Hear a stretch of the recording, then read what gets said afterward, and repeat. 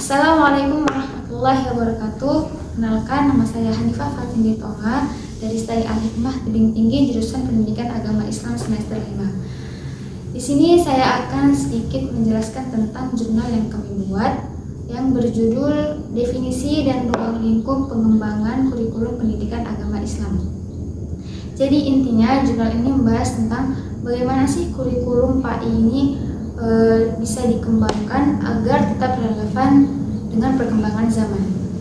Ya, sebagaimana yang kita tahu ya, sekarang itu teknologi sudah semakin canggih, informasi juga udah gampang banget diakses, dan metode belajar cara belajar ya murid itu udah beda banget dari dulu dan yang sekarang ini. Jadi kalau misalnya kurikulum itu tidak bisa ikut menyesuaikan, maka pembelajaran itu akan tertinggal dan udah nggak menarik lagi buat siswa-siswa sekarang. Baik, sekarang kita akan masuk ke latar belakang. Kurikulum itu sebenarnya bukan cuma daftar pelajaran saja ya, tapi mencakup juga tujuan, isi, metode belajar, dan cara menilai hasil belajar.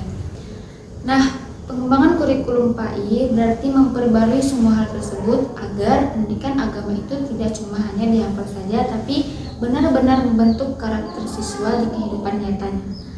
Sekarang masuk ke tujuan dan metode. Penelitian ini mempunyai tujuan utama. Yang pertama itu menjelaskan apa itu pengembangan kurikulum PAI dan ruang lingkupnya.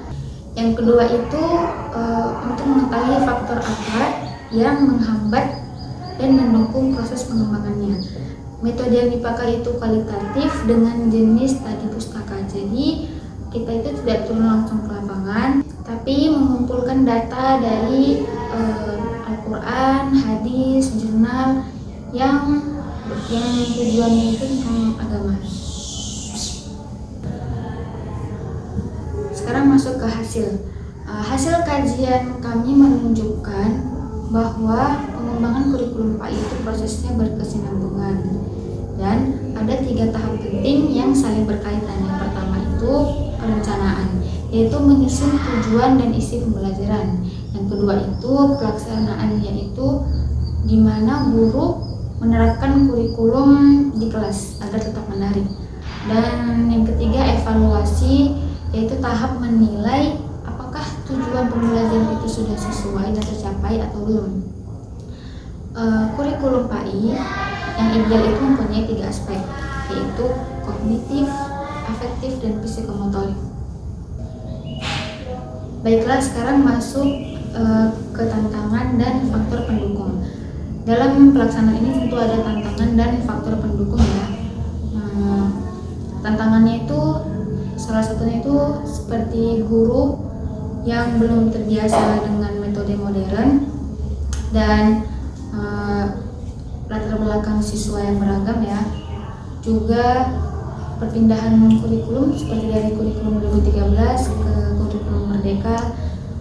Kalau faktor pendukung pasti ada, dukungan dari keluarga, dari orang tua, sekolah, juga teknologi ya. Teknologi juga itu salah satu faktor pendukung karena membuat pembelajaran jadi lebih menarik.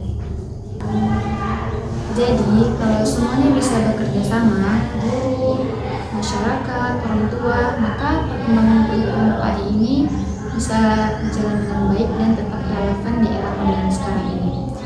Kesimpulannya, pengembangan kurikulum PAI itu bukan cuma soal nambah materi saja ya, tapi juga lebih ke arah gimana cara kita menanamkan nilai-nilai Islam dalam kehidupan siswa ya.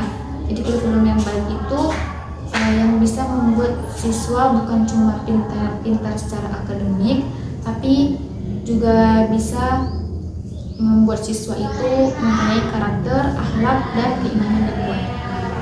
Baik, cukup sekian presentasi dari saya. Terima kasih sudah mendengarkan. Assalamualaikum warahmatullahi wabarakatuh.